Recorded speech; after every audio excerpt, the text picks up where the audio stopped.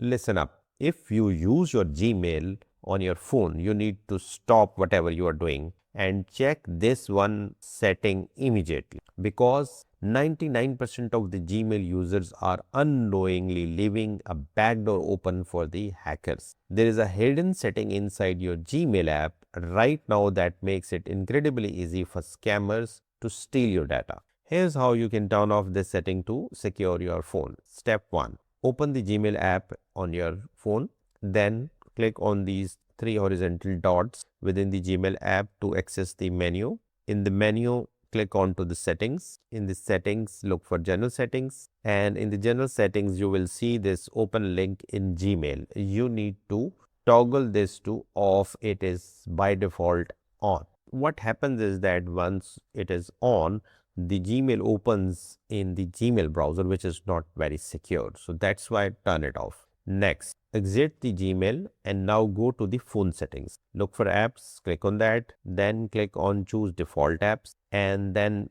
look for this open links, which you would find somewhere in the bottom. And over here, you will also see open links in apps. You need to toggle this off so that not only the Gmail, in all the apps, you do not open the links within the app browser, which are generally not secure. Don't forget to subscribe and like.